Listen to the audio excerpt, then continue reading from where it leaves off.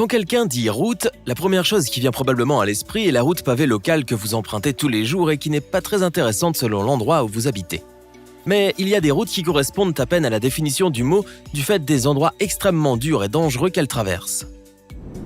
Des routes étroites suspendues à des milliers de pieds de falaises abruptes, aux ponts si hauts qu'en les voyant, on cherche déjà quelque chose à quoi s'accrocher. Regardez ces routes les plus folles dans le monde. La route sibérienne vers Iakoutsk. Cette route vers Iakoutsk a également été surnommée l'autoroute russe de l'enfer par beaucoup de gens. Cette route fait partie de l'autoroute fédérale russe qui s'étend de Moscou en Russie jusqu'à l'est du pays et la ville de Iakoutsk. La dernière étape avant d'arriver à Iakoutsk est l'autoroute Lena, et elle est longue de plus de 965 km. L'autoroute de l'enfer s'étend en grande partie le long du fleuve Lena, et même si on l'appelle une autoroute, il s'agit en fait d'une route de terre non pavée.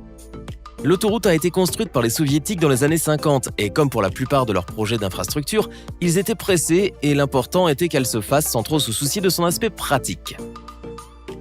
Iakoutsk est la capitale de la Sibérie et c'est l'endroit le plus froid de la Terre en hiver, car les températures en janvier descendent à moins 40 degrés en moyenne. Mais surprenant, c'est excellent pour l'autoroute car la route se durcit complètement et les conducteurs peuvent rouler à environ 60 km/h. Le vrai problème, c'est l'été, lorsque les températures et l'humidité augmentent et que la route devient humide. Les voitures et les camions s'enlisent dans la boue profonde, créant des embouteillages avec des centaines de véhicules et les gens passent des jours sur l'autoroute coincés dans la boue avec des températures dépassant les 33 degrés Celsius. Voir des véhicules renversés est un spectacle commun et la pire chose est qu'il n'y a aucune route alternative pour aller à Iakoutsk à travers la Sibérie. Le col de Zojila, Cachemire. Zojila est une route d'environ 9 km de long en Inde qui traverse l'ouest de l'Himalaya et la route se trouve à une altitude de 3528 mètres au-dessus du niveau de la mer. Zojila est un chemin de terre pour la majeure partie et a 2 pistes étroites qui courent sur le bord des falaises, jonchant ces régions montagneuses parmi les plus extrêmes dans le monde. Ce qui est encore pire, c'est que la route n'a pas de garde-fous, pas de panneaux de signalisation et qu'il y a régulièrement des glissements de terrain. Comme si cela ne suffisait pas, les conditions météorologiques sont également très difficiles avec de fortes chutes de neige en hiver et au printemps, la fonte des glaciers sur la montagne créant une route glissante et boueuse et les glissements de terrain sont nombreux. En 2009, 350 personnes sont restées bloquées sur le col pendant plusieurs jours en raison de fortes chutes de neige. Quiconque ose conduire sur cette route dangereuse a intérêt à avoir une confiance incroyable en ses capacités de conduite et un bon véhicule à 4 roues motrices. L'autoroute James Dalton. L'Alaska abrite certaines des routes les plus extrêmes au monde, mais l'une d'entre elles en particulier se distingue des autres, la route James Dalton. Il s'agit de l'une des routes les plus isolées et les plus solitaires au monde, utilisée surtout par les camionneurs.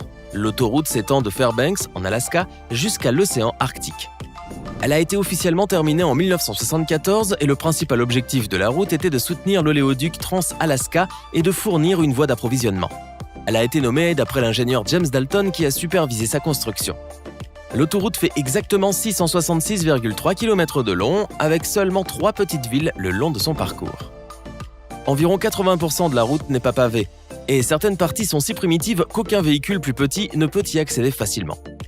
Étant l'une des routes les plus septentrionales du monde, les températures peuvent être très basses et tous ceux qui décident d'emprunter cette route doivent transporter des fournitures et du matériel médical approprié.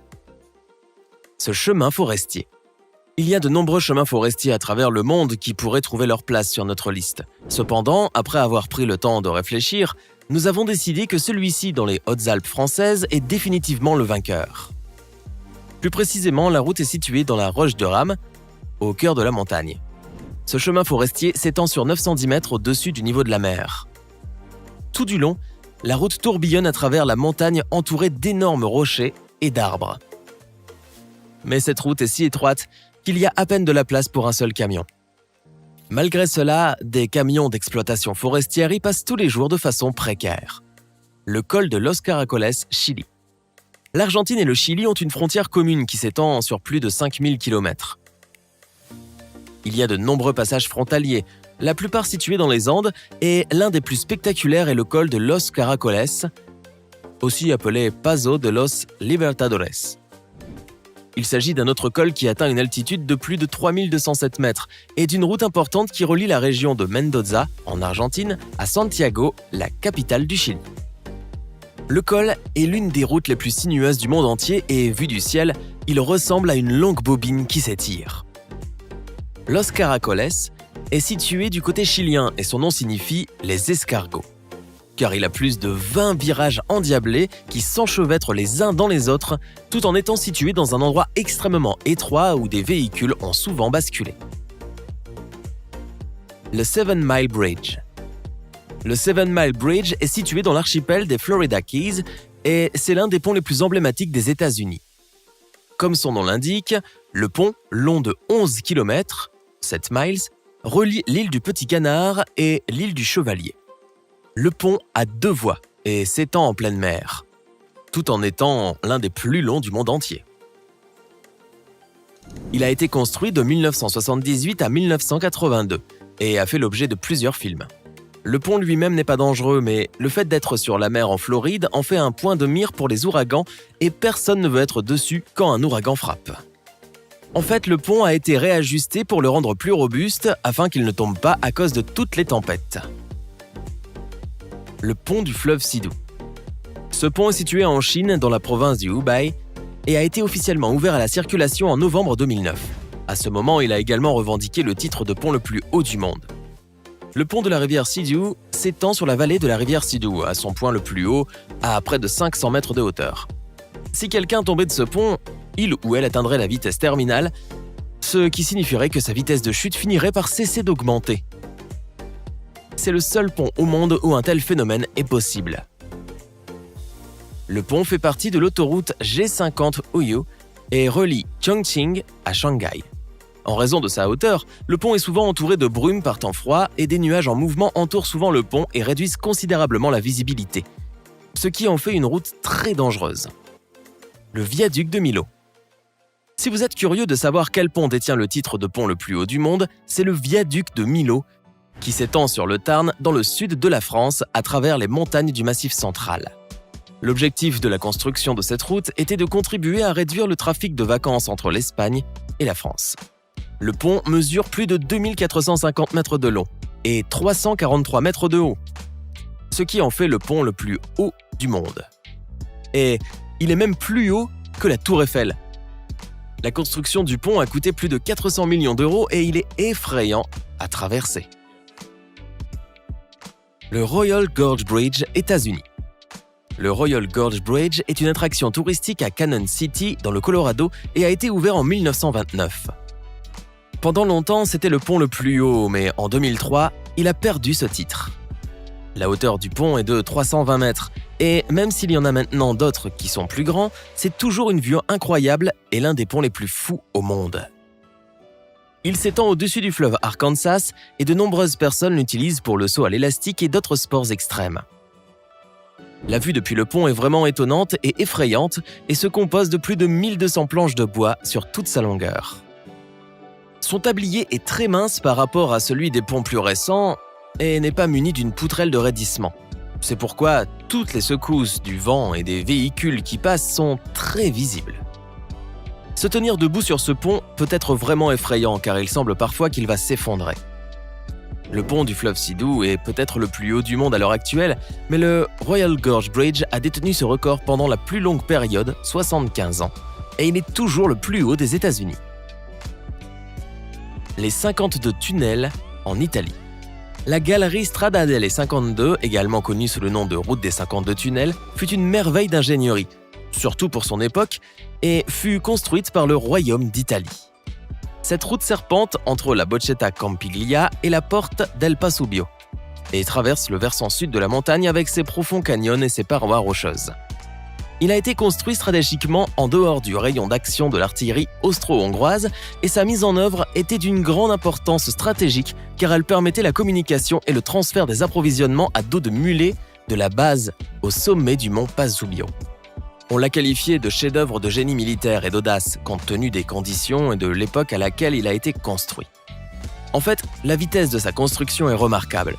Les travaux commencèrent le 6 février 1917 et se terminèrent la même année, en novembre. Il devait être accessible toute l'année, être situé hors de portée de l'artillerie ennemie et être accessible à dos de mulet. Tous ces problèmes se posaient sur une route similaire appelée Scarrowby, à laquelle seuls les véhicules à moteur pouvaient accéder. Les responsables de sa construction furent la 33e compagnie des mineurs de l'armée italienne ainsi que 600 ouvriers supplémentaires.